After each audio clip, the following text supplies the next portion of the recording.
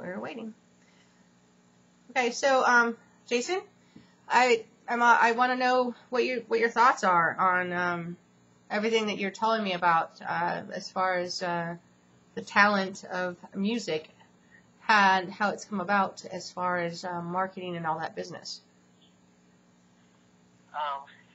As we discussed before the start of this interview, when we looked at, let's take music as an example, when we look at the movie that is considered the classics or classic rock and roll, we still talk about music that was produced in the 60s and 70s. So we're talking music that was produced 40 to 50 years ago. Some people have thought that we might get into the 80s, but in my mind, there's some differences between the music of today and the music that we still consider the classics. And those that came on the scene, such as the Carpenters and the Beatles and let's say the Four Tops from the 70s, or the Aretha Franklins of the world, and so on and so forth, what they brought us was pure talent. They were not models. They did not jump off of a magazine page. They were not airbrushed to be something other than what they were. They did not have some corporate executive come and say, hey, I'm going to pluck you out and make you famous.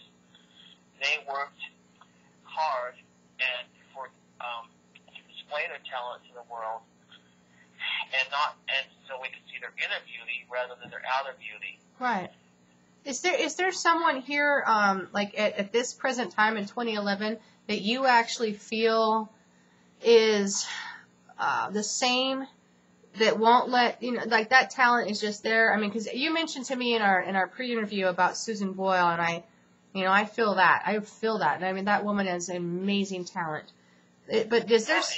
And going back to Susan Boyle, she is a perfect example of someone who came on and surprised the world, because what the world saw and felt on all levels, not just what they could hear, but what they could feel with their heart, was the beauty from inside of her. Right. She certainly did not come across as a model. Some people have called her a late bloomer. They called her a lot of things. I think it was quite rude, actually. I think it was. It was certainly rude, and that has to do with the petty, superficial nature of our world at large. I agree with you. I totally agree with you. All they can see is the outside, and they can't see the inside. That every one of us has the potential to show. You have that much beauty coming out of you, and that much talent, and that much glorious, amazing beauty, and then the shallowness to knock that down. It's completely annoying, and it astounds me that we live amongst individuals that can't get it straight. But anyway, I don't want to curve you here. It's just I had to say it. Well, I agree. I think of in the major countries where we have the different idols, where we have American Idol, or we have Pop Idol in the UK, or we have Idol this in Australia and Canada, and so on and so forth. Yeah.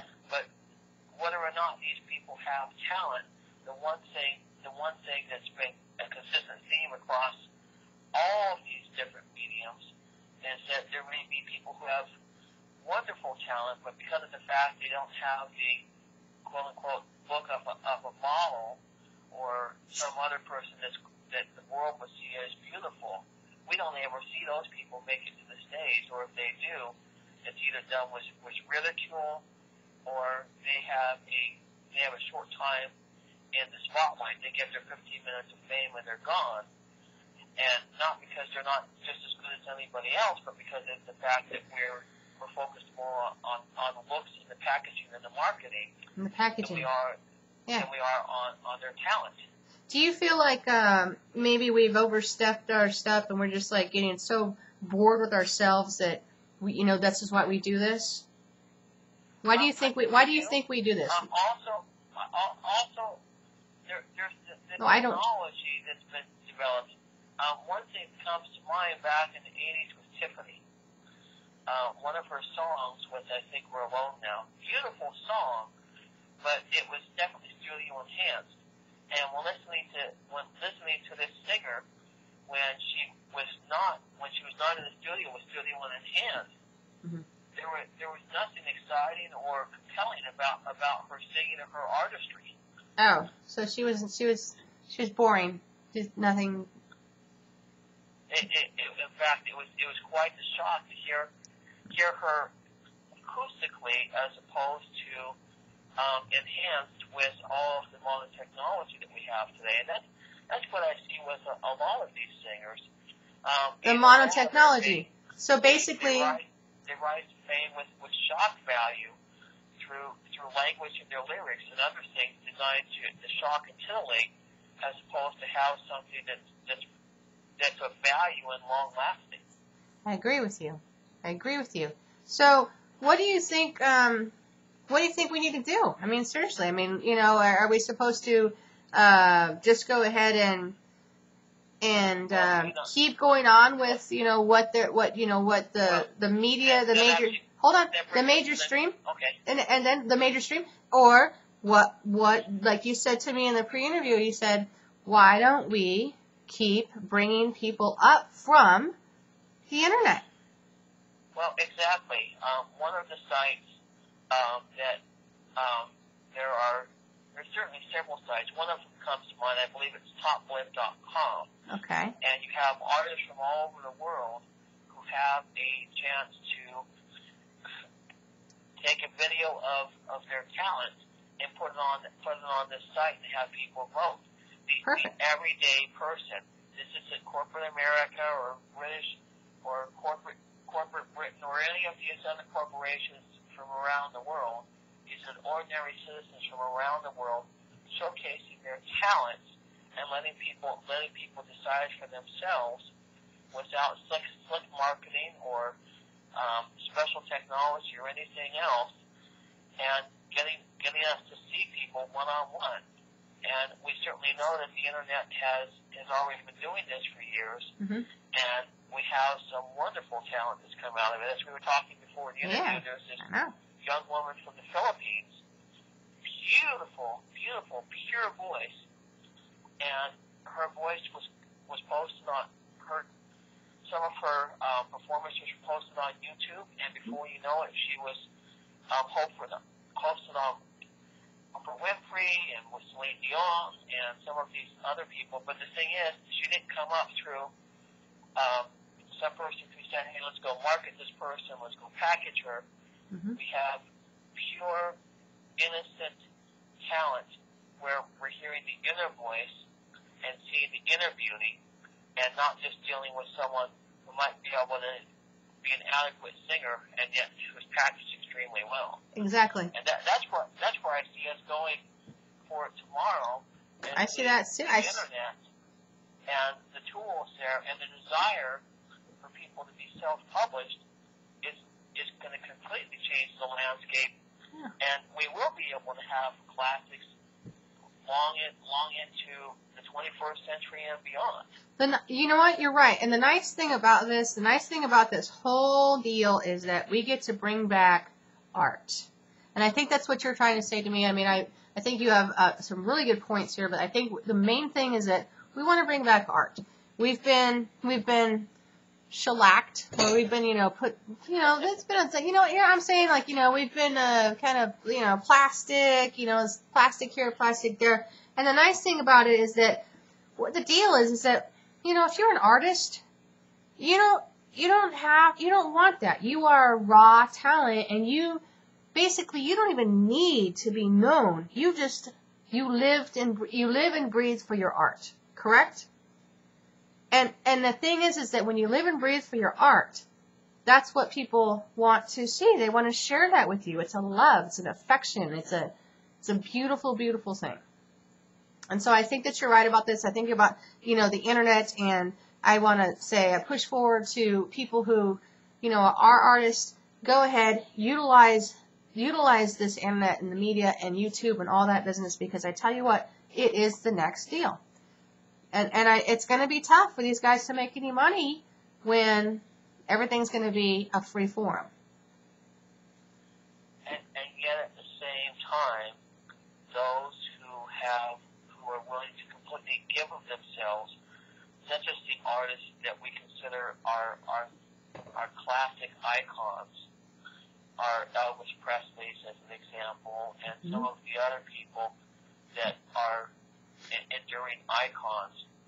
It was more than their talent. It was their selfless giving of their talent and wanting to share it with the world, not because of a paycheck, but because of their love of their artistry, the love of creating, the love of the fellow man, and frankly, and the love of life. The love of God, and sharing that in the way that gives back, takes the talent that's God given and gives it back to humanity. Exactly. And exactly. And by putting that first ahead of the dollar, they were able to achieve more than just fame that's fleeting, but a true place in history as those that give everything of themselves, and those who do that, regardless of whether it's an artistry in music or dance or anything else, those are the people that we're going to look to, and it's true. And money and those other things, those will come, and it will be sustained. It'll just do its thing. It won't be just a one-hit wonder, if you will. Sometimes it will, but you know what? Interesting you say one-hit wonder, and I was going to actually end this, but you know what? When you say one-hit wonder, the thing is that I think on those it's more along the lines of, you know, they're losing themselves. And if you ever notice the one-hit wonders, I don't know if we've had one passionate one-hit wonder. I mean, they've always been very, you know, disco-ish, upbeat, dance, this, that, and the other, maybe something somewhere, but you have never had one perfect artist have a one hit. I mean, you know, if you're a one-hit wonder, it means that you're not really into it for the reason of art. I mean, quite frankly, you're not. And that's the thing. And that's why they say starving artists as well, I believe, is because when you are in love with your craft, you don't care if you starve. You don't care. All you wake, you breathe, you sleep, and you think about all of this art that you have inside of you and this passion. And you're not even thinking about money. You're thinking about the passion that you have within yourself. And you just want to let it go. You want to bring it out. You're not trying to be famous. Not one artist out there, I pretty much guarantee you, okay, maybe just, I don't know, maybe on a percentage, maybe 85, 90% of the true artists, they're not out there wanting to be famous. They're out there sharing their soul. And I think that's what the main deal is right there. You know what I'm saying? We have several artists like this, but there's one that comes to mind as we're speaking, and that's Cher. And when you look at the history of Cher, she has managed to have an impact in every single generation that she's been in. She's done a great job. 60s, 70s, 80s, 90s, today.